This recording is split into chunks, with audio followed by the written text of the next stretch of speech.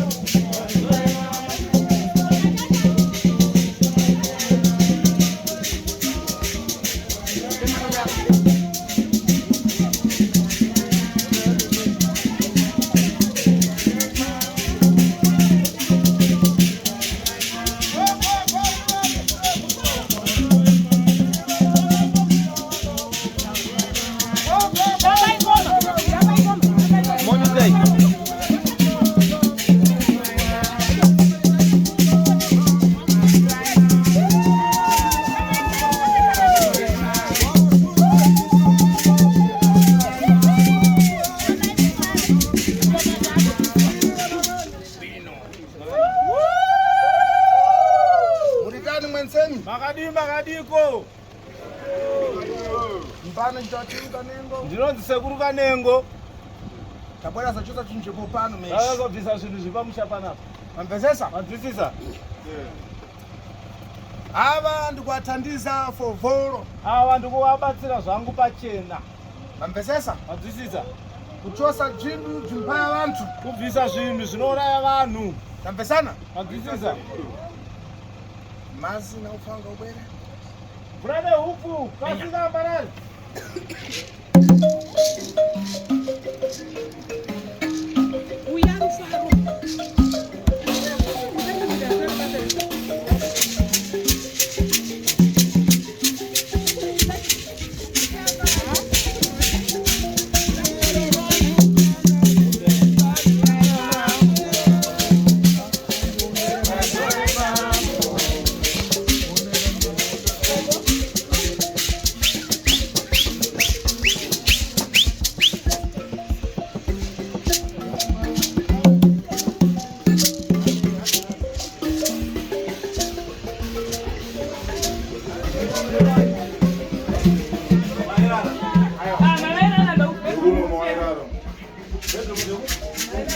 Mairara sekuru ndeiroro ndo munorara kugonera suku.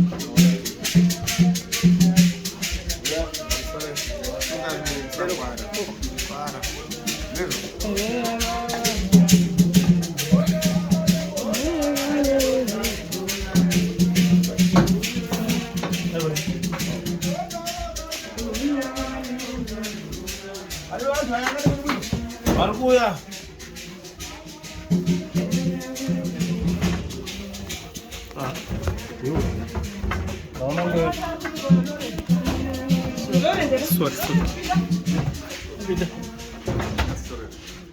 Sente, chosa. Isso aí.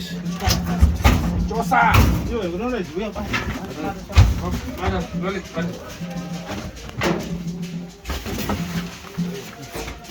Elisa pinda. Elisa.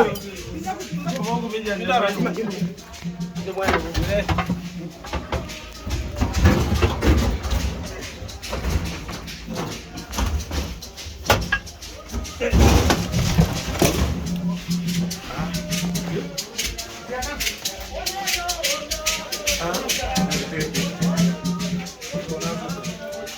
Iwe, wayangana bwino. Iwe waona zvakanaka. Wangu sekuru. Kuzoona sekuru.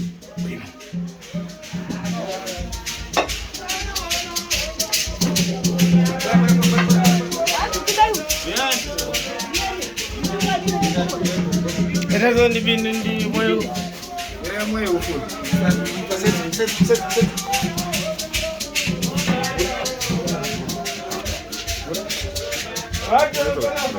Bana hapo wewe. Sente.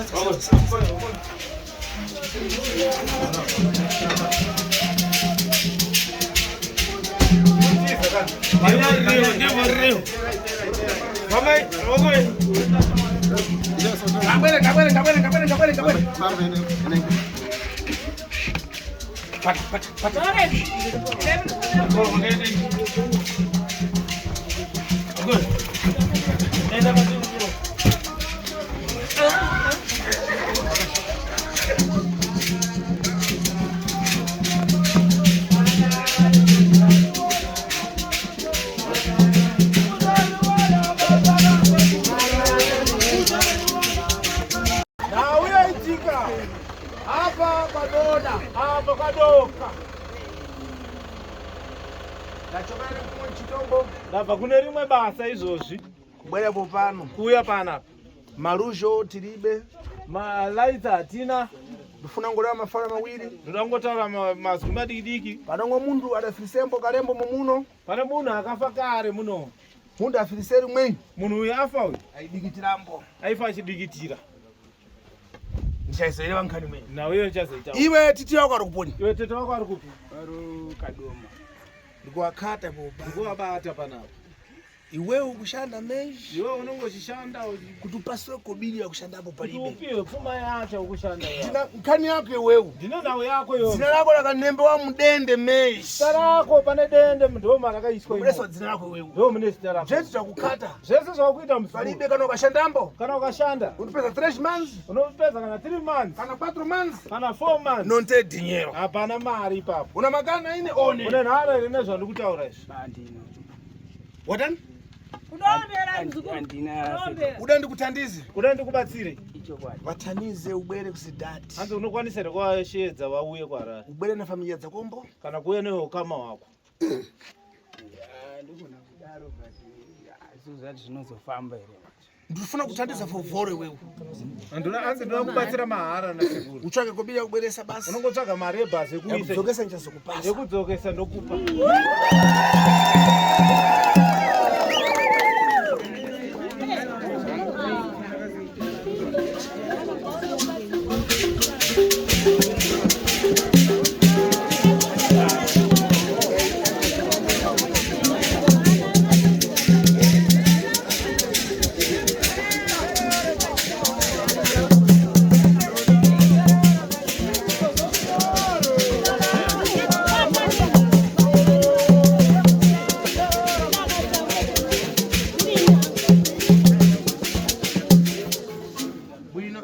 Ndachita mirandu meshi. Zvandaita leo ndatoita mhosva izvi. Kushanda usiku meshi. Kushanda usiku.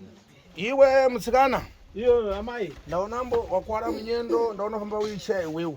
Iwe amai, ndaona wakwara makumbo, ndaona usifamba ne wheelchair. Mnyendo yako imbakuwawa meshi. Makumbo yako anenge achikurwadza. Wamvesesa? Wazwisisa? Sensa. Namaliza. Adoda. Antu kwadoka na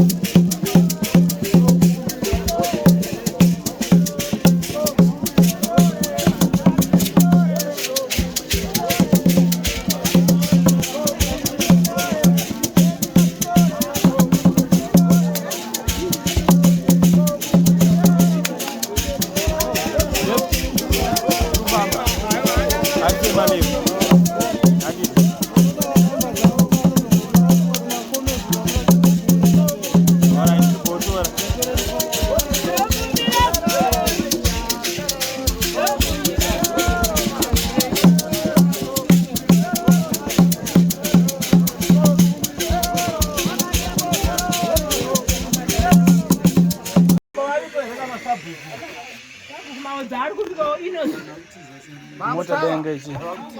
Mota denge baka malainzi. Chabwino. zvakanaka. Popano dzamara ndaonambo vantu mukuchambo.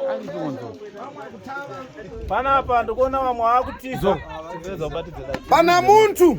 Pana munhu Akushandambo. ari kushanda Nguwa na nguwa. nguva nenguva yazhinji Asipalibe zvikuchitika. asi hapana chikufamba. Pana muntu. Pana munhu Anchitwa David. pana munhu anonzi David here Anatutia akachitwa Eren. anateta anonzi Eren. Wera hapa ndikutsandizi iwe. Vauya apa Tony. Menyewe.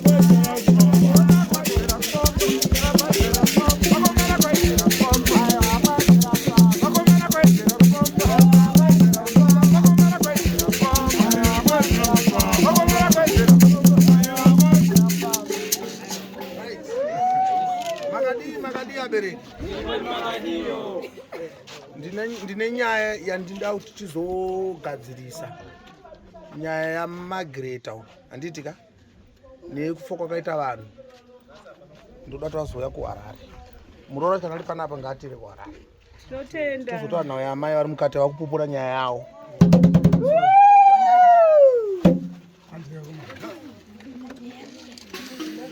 ani muroro wacho ari panapa muroro wacho ari kupi Aru ba me kupura, aru ba me.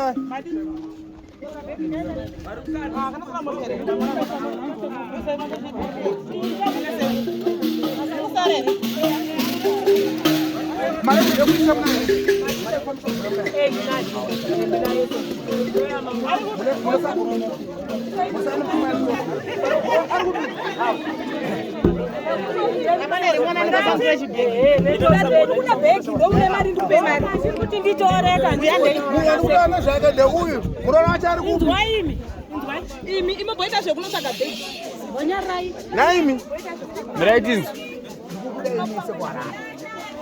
Mutsvage mari tizogadzisa mafunda kuita vanhu pane uroyi huripo muuye muye makabata 200 ndoda kuti ndokuchaja Budamba mangu, budamba mangu, budamba mangu, budamba mangu, budamba mangu, budamba mangu, budamba mangu,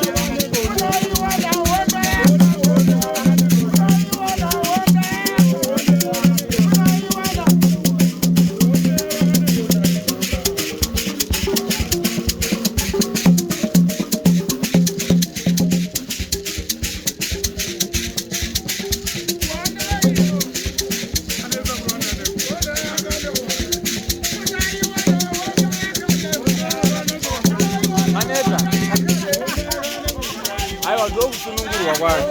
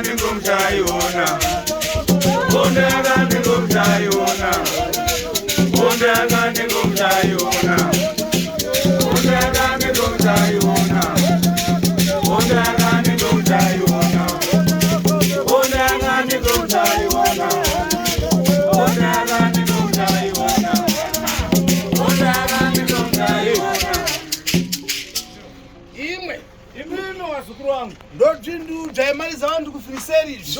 Zvinhu zvaiuraya vanhu pamusha pano izvi. Mambesesa. Wadzisisa. Chimwechi. Ichi. Chadakata ichi. Chandakabata ichi. Muna muropa ife. Mune ropa rakazara. Mambesesa. Wadzisisa. Chimwechi. Ichi. Ndochaimenya vantu. Ndochairo vanhu. Mankhwara adatengera Nchito. Mushonga uyu akatorera basa. Kuti akafika panchito. Kuti akasvika pabasa. Chimwechi chamurodza ambo tulo dzichibwera. Ichi chairoya even hope wakarara. Kungofiriseri maishi. Kungofa chete. Mambesesa. Manzisisa. Ndozvinhu zvaifana kukusira izvi mtsikana izvi. Ndozvinhu zvaifana kukusira izvi. Zvada kutaniza. Ndozvaakakudaidzira izvi. Mambesesa. Manzisisa. Lero popano takufiriseri palibe kana munhu akuzofirisana ntembo yachembo. Panapa pachisina munhu achafa zvisina tsaruka kana zvisina murayiro waMwari achatofa nenguva yaMwari. Nchito tafungura. Basa tatosiya tatopedza. Tapfuma nei ari kuponi. Tapfuma nei aripi. Tapfuma mauya. Bwera iwe. Mwanzako ari kuponi. Mwe wako aripi. Ari kusouth. Iwe. Chani chidachitika? Chii chakaitika? Pankhani ya mankhwara na mowa. Panawe mushonga newawa. Udachita tani? Chii chawakaita? Handizive nekuti ndatonzwa neava pamwe zvakaitika ndichiri mwana mudiki. Wewe ufuna kuchita uzengu? Kuti wewe uite rombe? Nalero usirombe wewe? Nanhasa usirombe here. Nditori rombe kaizvozvo. Una mkazi wewe? Une mudzimai here wewe? Handina. Takambokumana tenze? Wakambosangana nasekuru? Handina. Chadidi? Sure.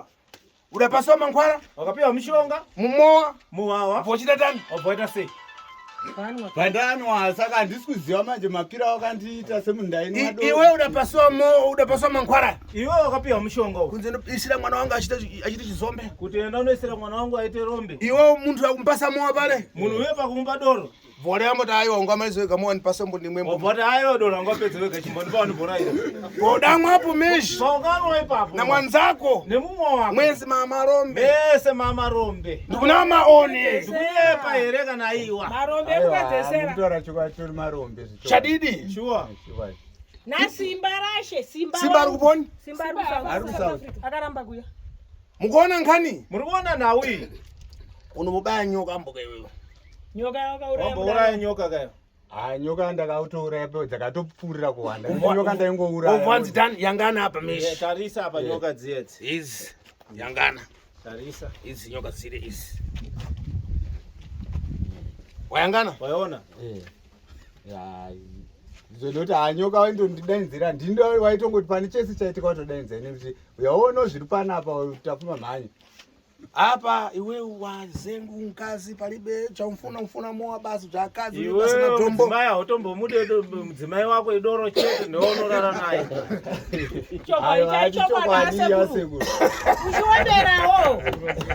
Uchiwambera. Apa iwewe. Apa iwewe muzukuru wangu. Lero ndakutsudzura. Nhasi ndakusunungura. Tinotenda sekuru. Ndikufuna masvondo mawiri. Uda masvondo maviri. Unongwana mkazi wobwana naye kusidhani. Unenge wane mudzimai da kuti uye naye kuHarare. Ndotenda sekuru.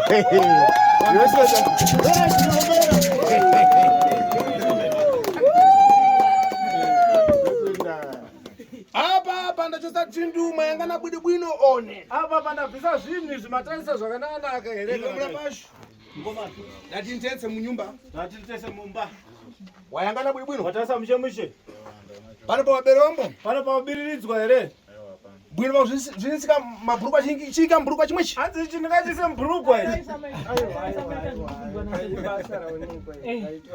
Chadidi. shuwa Chika mburukwa chimwechi. chingakwana mubhurugwa here Maprofitambo mayangana bwino. maprofita varipo here pano Maprofita taurai muripo. Muripo here Ndito one kana ticha kunama na anti kuti kunama.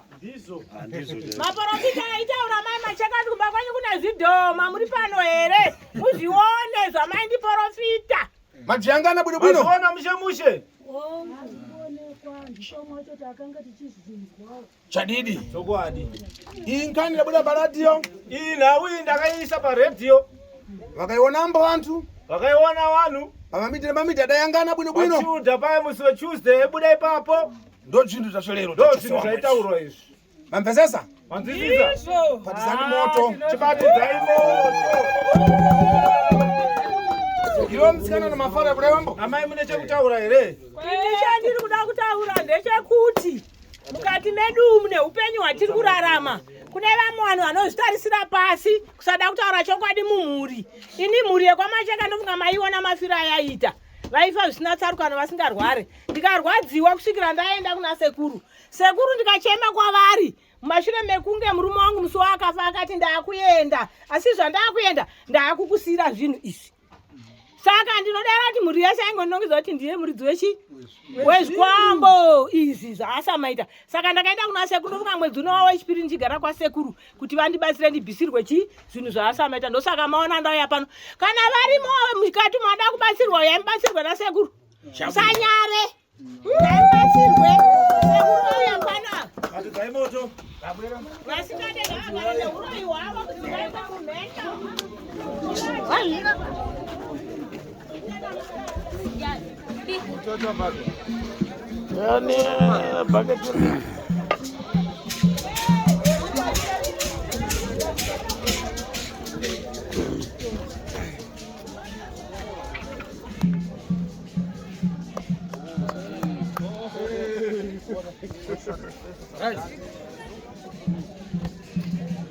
Zikurongo pana pacho nditsvagira huni. Anditsvagira huni dzouya. Huni dzinge dzouya.